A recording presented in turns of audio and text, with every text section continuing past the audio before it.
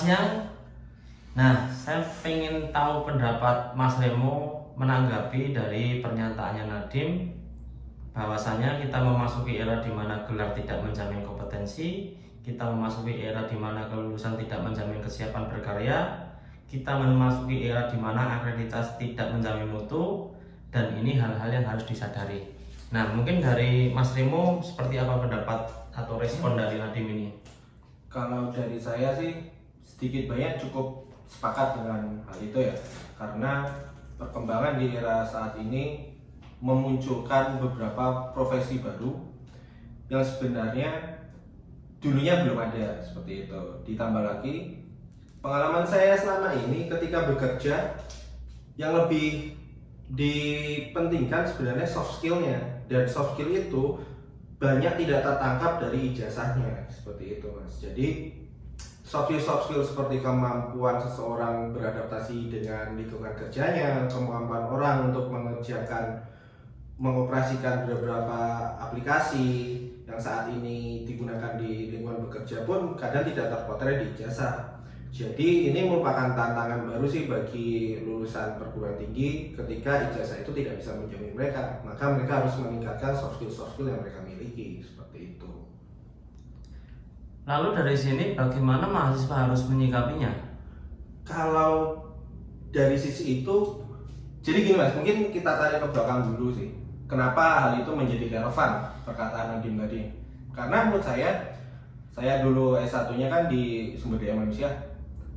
Sumber daya manusia itu pada saat ini dimaknai sebagai strategic partner dari sebuah perusahaan. Dalam arti ketika sebuah perusahaan ini nantinya akan berkembang, SDM ini harus menyiapkan hal-hal yang menyokong langkah-langkah strategis perusahaan. Ketika kita berbicara masalah strategis itu berarti jangka panjang. Kita nggak bicara 1-2 tahun tapi 5-10 tahun ke depan. Nah, potret 50 tahun ke depan ini harus bisa ditangkap oleh SDM atau HR-nya dengan salah satunya memenuhi kebutuhan apa sih sumber daya manusia yang kita perlukan untuk memenuhi kompetensi atau keinginan kita di 5-10 tahun ke depan. Nah, di situ menunjukkan bahwa ketika kamu menyiapkan dirimu untuk hari ini aja, aku rasa itu nggak cukup. Berarti harus ada beberapa kompetensi lain yang harus kamu miliki supaya bisa fit dengan perusahaan. Nah, untuk saran saya bagi kawan-kawan yang belum lulus, apalagi di era saat ini, yang lebih terbuka lagi ya, mungkin sekarang pilihannya nggak cuma bekerja di perusahaan, nggak cuma bekerja sebagai PNS, tapi bisa berusaha sendiri, bisa menjadi freelancer dan macam-macam, penghasilannya juga lumayan di saat ini. Nah, itu adalah tambahlah kemampuanmu di bidang lain di luar ijazahmu. Misal desain. Kedua, kemampuan dalam menggunakan bersosial media itu juga akan menjadi nilai plus, karena beberapa perusahaan saat ini ketika melakukan rekrutmen, trackingnya adalah bagaimana kamu menggunakan sosial mediamu seperti itu. Lalu langkah konkret yang harus dijalani mahasiswa saat ini untuk menghadapi fenomena dunia kerja seperti itu bagaimana, Mas? Kalau itu kembali lagi ya, untuk soft skill dan kemampuan bukan hard skill, itu cara yang paling cepat untuk belajarnya adalah karena itu masuk ke tacit knowledge. Cara untuk mengembangkan tacit knowledge itu seperti apa adalah ada beberapa metode sih. Pertama, biasakan dirimu bertemu dengan hal-hal yang baru. Di situ kamu akan belajar banyak hal, dan bersosialisasi itu juga akan membantu kamu untuk meningkatkan beberapa skill yang nantinya berguna walaupun kamu belum bisa menyadarinya sekarang seperti itu. Kedua, bukalah wawasanmu terkait apa sih saat ini yang sedang akan berkembang. Misalkan di era saat ini jelas pengelolaan sosial media itu menjadi sesuatu yang menarik. Mempelajari masalah digital itu juga sesuatu yang menarik dan akan memberi nilai plus. Hal-hal seperti ini akan cepat terakselerasi pemahamannya kalau berjejaring, berkenalan, dan ngobrol dengan teman-teman yang memiliki pemahaman terkait hal itu. Seperti itu. Terus bagaimana dari teman-teman mahasiswa ini atau mungkin teman-teman fresh grad yang orientasinya masih menjadi pegawai, Mas? Sama sih menurut saya, karena ketika kita menjadi pegawai, ijazah itu menjadi penting sebagai syarat untuk administratif di awal. Kenapa? Karena perusahaan butuh standar eh, standar knowledge, kemampuan kognitifnya dalam menghadapi sebuah permasalahan. Nah, itu diperlukan, itu tercermin dari ijazah, kemampuan menyelesaikan masalah dan skema berpikirnya. Mulai itu bisa dilihat dari ijazah dan transkrip nilai sebetulnya. Dan akan menjadi plus ketika tadi lagi soft skill itu mau dipakai buat bekerja atau berkarya sendiri tetap akan berguna gitu loh. Karena itu yang membedakan kamu dengan kandidat yang lain. Apakah di situ IPK nanti berpengaruh? Administratif, ketika kamu sudah masuk ke batas IPK udah nggak dilihat lagi sebetulnya. Yang dilihat lagi adalah bagaimana kamu bisa bekerja. Bagaimana kamu bisa bekerja? Itu tercermin dari tahap-tahap tes selanjutnya seperti wawancara, psikotes, kemudian presentasi dan macam hal lainnya. Itu sebenarnya menggali kemampuan kamu untuk bagaimana ketika ditaruh di lingkungan bekerja. Biasanya kalau teman-teman HRD itu merekrut seorang karyawan, apa sih yang menjadi poin penting dari HRD untuk menerima calon pegawainya itu? Poin paling penting adalah kamu fit nggak di kultur organisasi itu. Misal, kalau kamu mendaftar di instansi yang formal, katakanlah instansi negara, akan tidak cocok ketika gaya berkomunikasi kamu santai atau cukup agak selengean seperti itu. Tapi kalau kamu bekerja di industri kreatif, mungkin itu fit dengan organisasi mereka karena kebanyakan orang-orangnya seperti itu. Seperti itu, Mas. Jadi lebih ke ketepatan attitude seseorang bisa fit nggak di organisasinya. Bagaimana kita bisa tahu apakah kita fit atau tidak dalam sebuah perusahaan itu? Satu, ketika kamu daftar perusahaan, kamu pasti akan harus mencari tahu tentang perusahaan itu seperti apa. Perusahaan yang baik pasti ketika kamu mencari tahu, kamu akan tahu, oh dia mencari orang yang seperti apa, gitu loh. Karena perusahaan ini sudah bisa menunjukkan culture yang akan dibangun di perusahaannya. Perusahaannya memiliki culture seperti apa, gitu. Atau bisa kita lihat dari potret industrinya.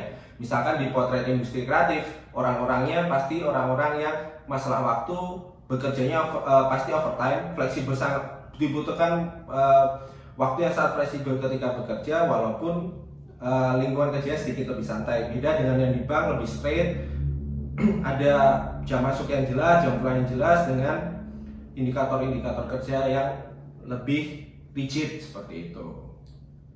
Terus untuk teman-teman mahasiswa atau teman-teman yang fresh graduate ini, ketika mereka ingin membangun sebuah usaha, apa yang mereka harus siapkan?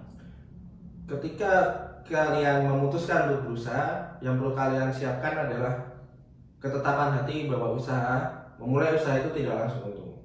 Kedua, siapkanlah jejaring yang bisa kalian ajak bekerja sama dalam membuka usaha, karena nyaris mustahil kalian bisa berhasil tanpa membuka jaring ketika berusaha. Yang ketiga adalah kalian punya sebuah tujuan ketika usaha itu berdiri. Nggak cuma sekedar memberikan profit, tapi kalian membayangkan ketika kalian merintis sebuah usaha, pikirkanlah 10 tahun ke depan langkah-langkah apa yang kalian 10 tahun lagi usaha ini mau jadi seperti apa. Nah, ketika kalian punya proyeksi itu, kalian akan bisa membreakdown itu ke beberapa langkah yang kalian bagi kepada termin-termin tertentu. Bisa dibagi target tiap tahun, target 3 tahunan, atau target dalam 5 tahunan. Dan itu harus disusun secara sinergi agar target tiap tahun sama target jangka menengahnya itu bisa sinkron seperti itu. Jadi nggak bisa asal gelundung aja sih sebenarnya kalau bikin usaha. Kedua, kalian harus memikirkan bagaimana format pendanaannya seperti itu. Terus kira-kira menurut Mas Remo, fenomena seperti ini akan berlangsung sampai kapan? Aku rasa di fenomena era saat ini akan berlangsung cukup lama sih. Maksudnya fenomena seperti apa dulu ini yang kita bahas di sini.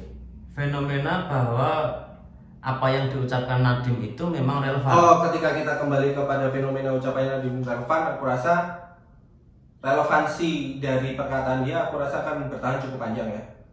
Karena di saat ini sudah mulai muncul profesi-profesi baru seperti yang dulunya nggak ada, seperti influencer sekarang menjadi profesi, YouTuber sekarang menjadi profesi. Kemudian cara kita mendapatkan uang di saat ini itu jauh lebih mudah ketika bapak ibu atau kakek kita dulu. Sekarang banyak jalan untuk mendapatkan uang, tidak harus bekerja di lingkungan formal seperti itu. Nah, dengan proses ini sudah bergeser ke arah itu, standar minimal perkataan Nadiem itu menjadi standar minimal. Ketika ada perubahan, pasti tidak jauh dari itu. Ijazah itu hanya menjadi sebuah syarat pengakuan tertulis bahwa Anda sudah menyelesaikan sebuah pendidikan dan berhak diakui memiliki keilmuan itu. Tapi ketika diterapkan di lapangan, itu kembali lagi soft skill Anda yang akan berbicara sih. Tapi untuk sustainability si pelaku pekerjaan kreatif seperti influencer atau YouTuber ini, kira-kira menurut Mas Remo ini sejauh mana dia akan bisa bertahan? Aku rasa ketika saat ini dia menjadi sesuatu yang menghasilkan dan menarik banyak orang untuk terjun menjadi sosok itu atau ke profesi itu, aku rasa jangka umur dari profesi itu akan panjang. Namun persaingan ke situ semakin berat gitu loh. Kalau profesinya tetap akan bertahan sih. Oke, mungkin yang terakhir pesan-pesan untuk teman-teman yang ingin masuk ke dunia kerja apa?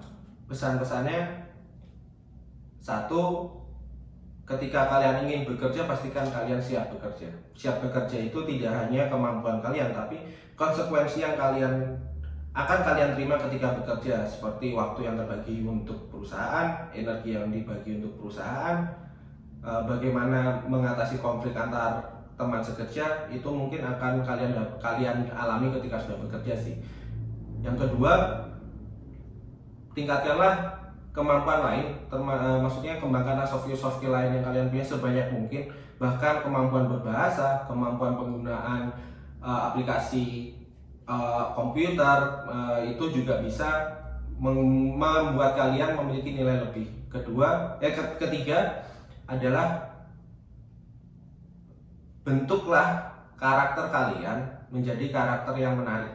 Dalam arti personality kalian harus menjadi personality yang menarik. Kalian harus bisa mencerminkan bahwa kalian memang memiliki integritas, memiliki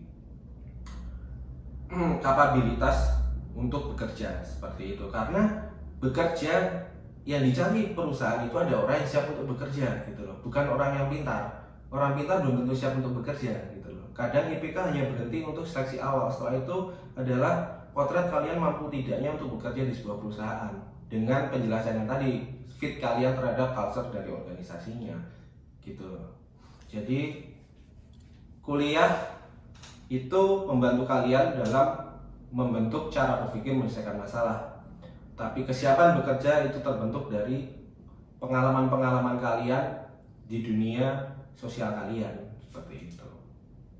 Yang keempat, terakhir, pastikan aktivitas media sosial kalian itu baik, karena akan di-track menurut saya, karena akan dilihat ke belakang sih gitu loh. Jadi media sosial kalau bisa ya juga mencerminkan diri kalian gitu lah. Kalau kalian mau aneh-aneh ya mending bikin akun lain seperti itu. Karena saat ini perusahaan untuk melihat aslinya seseorang itu dari sosmednya. Oke, mungkin cukup sekian. Terima kasih atas wawancaranya. Sampai jumpa lain kesempatan. Ya, selamat siang dan sampai jumpa di lain kesempatan.